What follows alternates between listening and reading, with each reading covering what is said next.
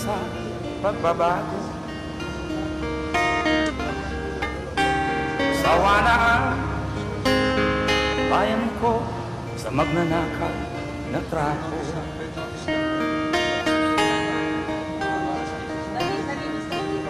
Madilim na kahapon, ikaw ang mag-aahon. Sa piling mo, di ko mawawala ang korupsyon.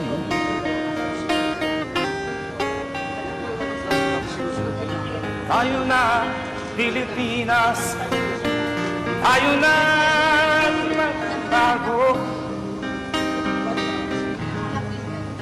Hawak kamay tayo para sa pag-asenso. Naiya, totoo bang inaresto na ng mga otoridad si dating Pangulong Duterte? Ikaw at ako, tayong lahat. Kailangan hindi na nakikita ng mga kawani ng media ang aktual na pagdating ni dating Pangulong Rodrigo Duterte dito sa Ninoy Aquino International Airport dahil gwardyado at mahigpit ang pagbabantay dito ng mga tauhan ng Philippine National Police sa loob at labas ng Terminal 3.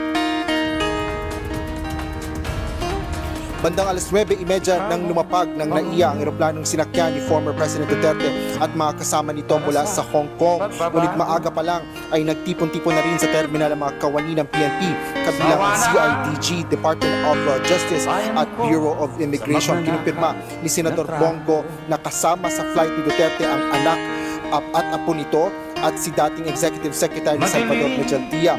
Kanina lumabas din ang legal counsel ni Duterte na si Attorney Martin Delgado III at humarap sa media. At sinabi nito na he was taken away at kinuha na ang dating Pangulo ng mga otoridad, partikular na ang PNP. Magkakasamang humarap sa media sina Senador Bongo, Attorney Delgra, Attorney Vic Rodriguez, Attorney Turlon, dating Secretary Silvestre Pedro III at aktor na si Philip Salvador. Sinabi ng mga ito na maging sila ay hindi rin nakalapit o nakapasok sa loob ng Terminal Lounge para salubungin si dating Pangulong Duterte. Kasama ni Senador Bongo ang aniyay doktor ni Duterte upang magsagawa ng regular na check-up sa dating Pangulong. Kaya po siya tumuloy at kailangan niya magpa-check up talaga. Regular check up. Si Dr. Agnes, siya po yung personal physician ni dating Pangulong Duterte for the last 20 years. Ito po kami, si Secretary Bello. Kaya lang, ayaw kami papasukin. Para sa pagbabago. Kailan kanina sa panayam kay Senador Bongo ay kinumpirma rin ito na nais niyang masiguro ang kalagayang medical sitwasyon ni dating Pangulong Duterte dahil kahapon nga daw ay ito ay may nagrereklamo na masakit ang kanyang likod. Ella. Mag-aahon. Asher, may mga supporter ba si dating Pangulong Duterte ngayon dyan sa NAIA at hindi ba nagkaroon ng komisyon dyan? Mawawala ang korupsyon. Kanina, Ella, ay dahil nga mahigpit ang pagbabantay dito ng mga otoridad, ay nasa isang bahagi lang dito sa NAIA Terminal 3 ang mga kawani ng media. Kasama dito yung ilang mga vlogger at nang humarap nga finally itong mga grupo nila sila Bongo kasama sina Attorney Martin Delgado III ay nagsigawan yung ilan sa kanila at sila ay nagsigawan pabor nga para dito kay dating Pangulong Duterte at paulit-ulit na sinisigaw ang Duterte.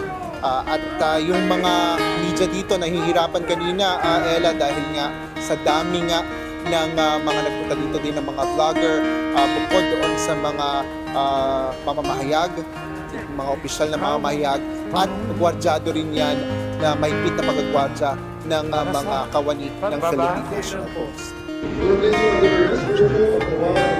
Sawa na bayan ko sa magnanakaw na trapo.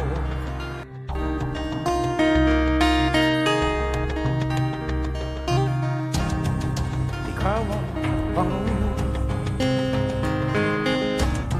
para sa pagbabago. Sawa na ang bayan ko sa magnanakaw na trapo.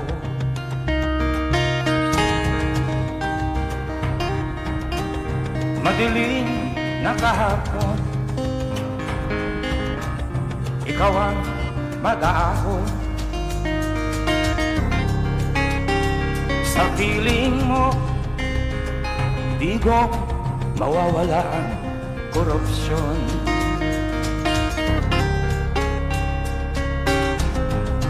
Tayo na Pilipinas, tayo na magbago.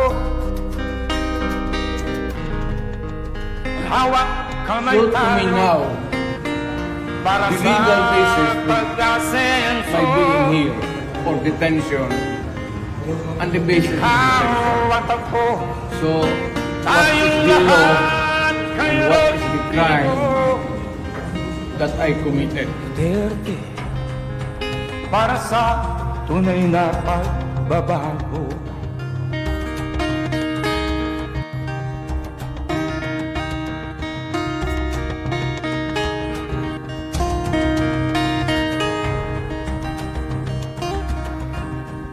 Ikaw ang Pangulo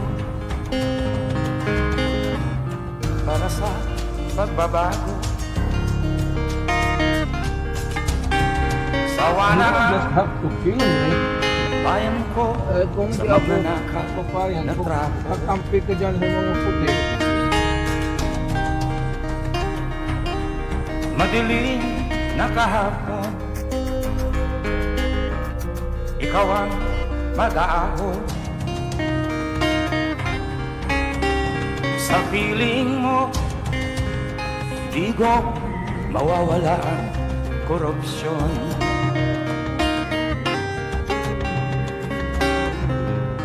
Tayo na Pilipinas, tayo na magbago.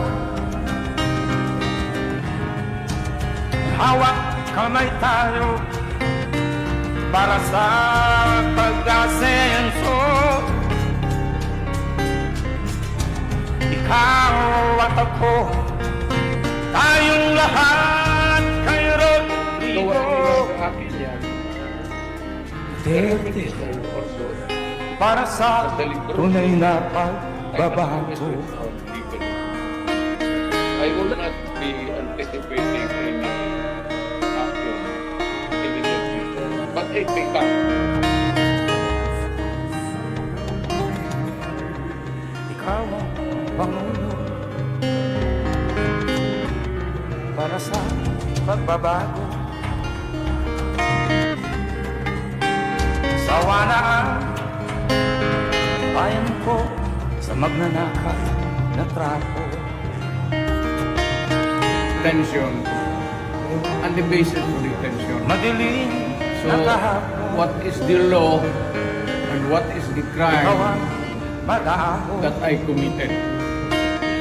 Show to me now Sa piling mo, the legal basis for di ko my being here. mawawala ang As I korupsyon.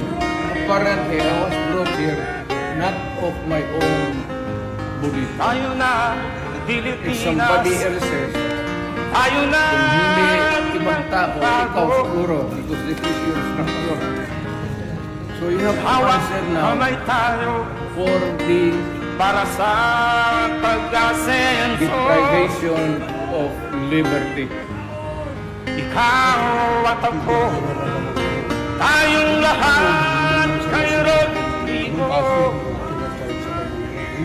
Duterte Kahit na PI para sa tunay na pagbabago. And then, hindi pa kailangan na ganito ginagawa natin. Sumusunod tayo sa isang entity na hindi na tayo nag-withdraw na tayo. And yet, sir, you are the prosecutor general. You know how to exercise due process. Before you can even file charges, you have to file a complaint. We have to file a complaint affidavit. Without doing those procedure process. na traffic. Here we are, being issued the warrant of arrest, questionable warrant of arrest. Ano naman po, sir? There's naman doon, blooper, puro Para sa pagbabago. pagdating sa trial yan, tatawagin kita sa witness stand. Bayan ko sa magnanakaw. Sabihin ko, you're the person who arrested me. May I know the reason why? Nakahapon. Have you read the documents? Or at least, have you read the case at that time when you made the arrest? So that you would be guided to what you should know. Mawawala. Yan. Kaibigan tayo, galing na po dito. Tayo na, Pilipinas. Tayo na magbago. Hawak kamay tayo para sa pag-asenso. Ikaw at ako, tayong lahat kay Rodrigo Duterte, para sa tunay na pagbabago.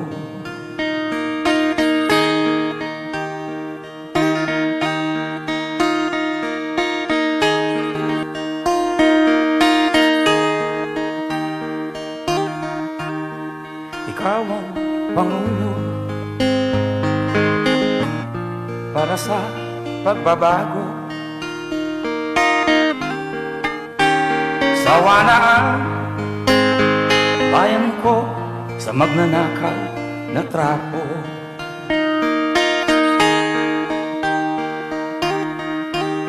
Madilim na kahapon, ikaw ang mag-aahon. Sa piling mo, di ko mawawala ang korupsyon.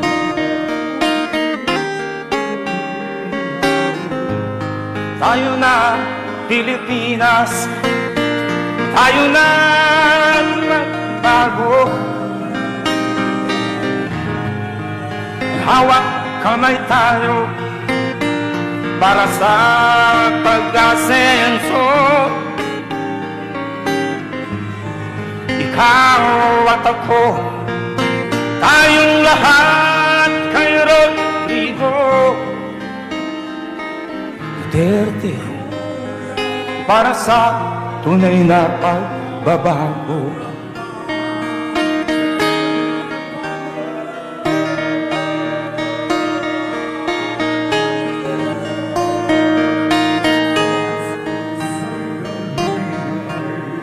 Ikaw ang Pangulo para sa pagbabago.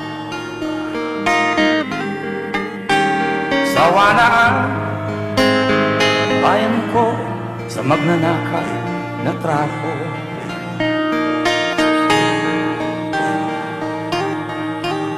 Madilim na kahapon,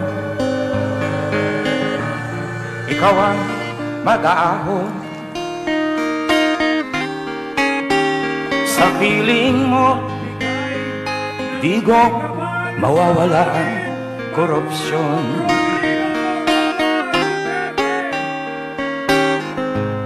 Tayo na, Pilipinas. Tayo na magbago.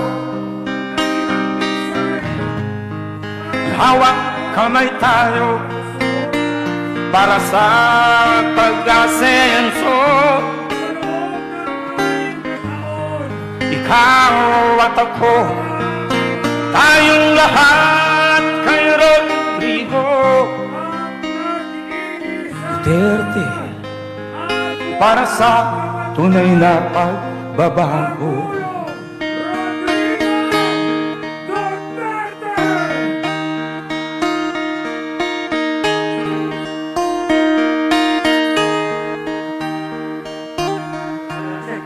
Ikaw ang Pangulo